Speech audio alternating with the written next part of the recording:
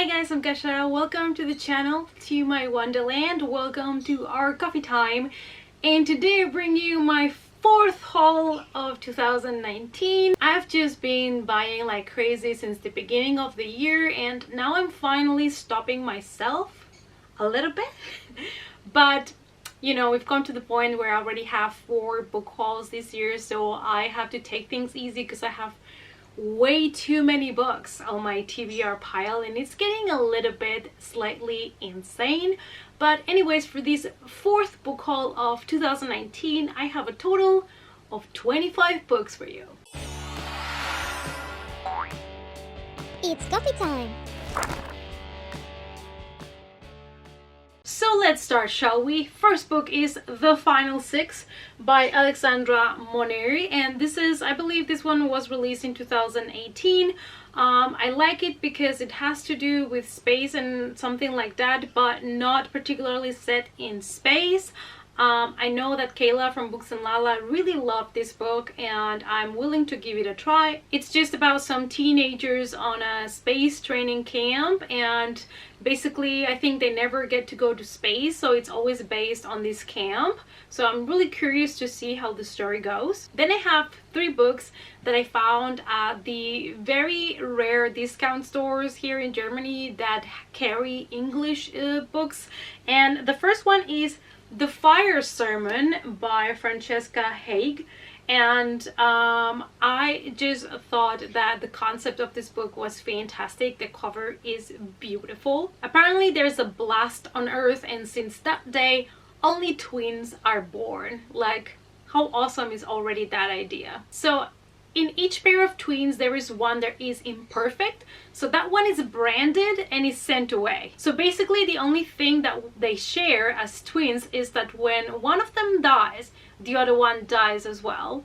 So I mean, it just sounds fantastic, totally something down my alley, and I had to grab it. Then we have The House on Cold Hill by Peter James, and I don't know, this is just, I think, a mystery thriller based on a haunted house.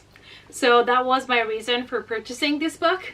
And then we have Murderabilia by Craig Robertson. When I saw this book, I was like, excuse me. And it is a book about the black market, where things that were used in murders are being sold, like tools or things related to the murders. And I'm like, yes, please, this sounds so morbid and disturbed and something that I would truly enjoy. I don't know if it's gonna be good or not, but just the sole idea of the book and calling it Murderabilia, like, this is gonna be my new thing. Then we have this one, Every Mountain Made Low by Alex White.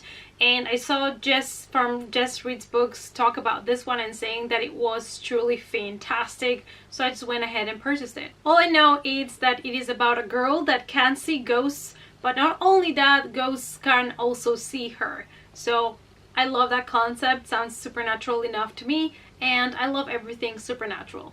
A book that I got for the Blackathon but that I had totally forgotten to haul for you guys is Dear Martin by Nick Stone, the story of a young teenager that gets himself caught with police violence, you know, and he talks a lot, addresses the police violence against people of color.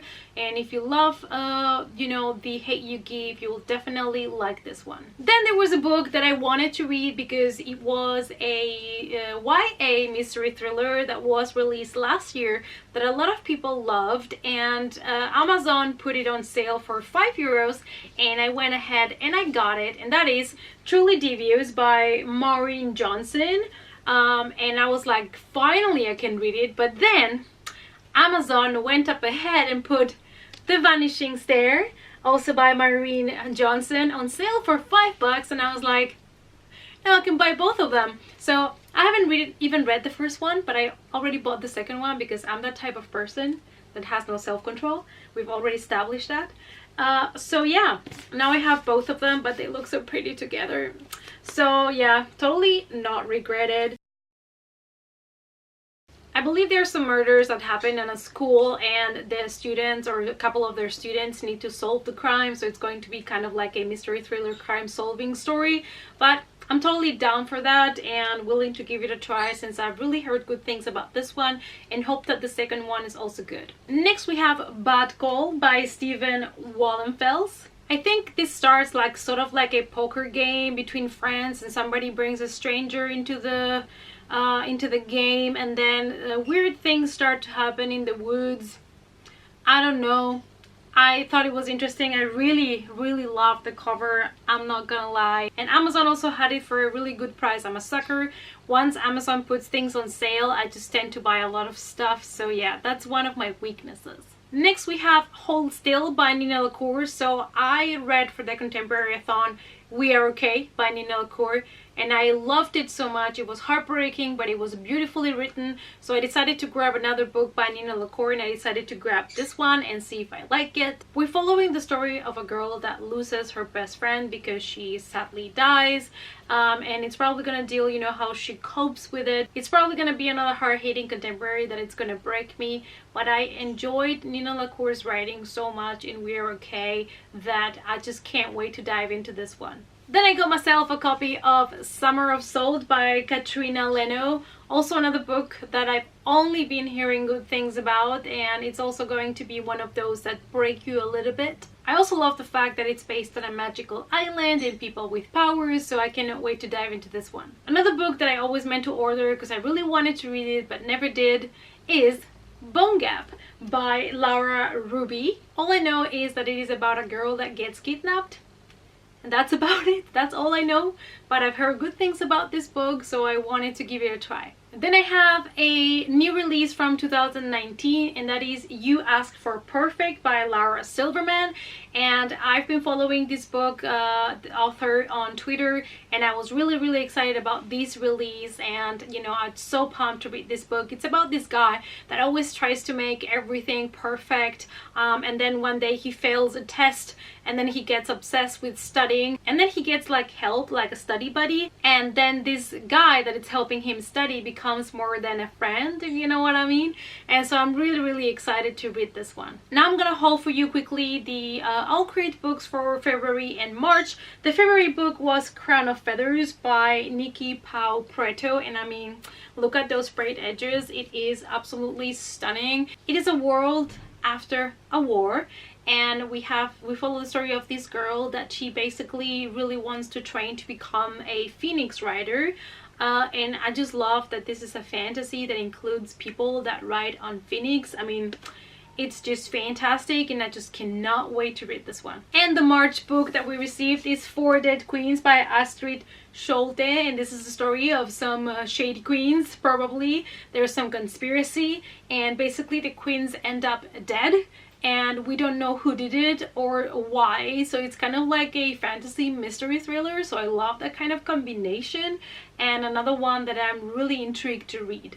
Then I have a middle grade that I picked up because Amazon had it on sale, and it looked a little bit slightly like Harry Potter-ish, so I decided to pick it up, and it is this beautiful book called Time Out of Time Beyond the Door, and this is book 1. There's also book 2, and if you look closely at the cover, it does kind of look Harry Potter-ish, so that's what I decided to pick it up. So basically we're following the story of a boy that has always felt like an outcast, and then something happens, and you know, we get to know that he was in a prophecy that it is kind of coming true now, so he embarks in this adventure. So you know, it's a very typical story in a way, but I'm really intrigued about it, and I hope it's at least, you know, 5% like Harry Potter, because I would love to get some Harry Potter vibes from this book. Next we have The Radius of Us by Marie Marquardt, and I got this one also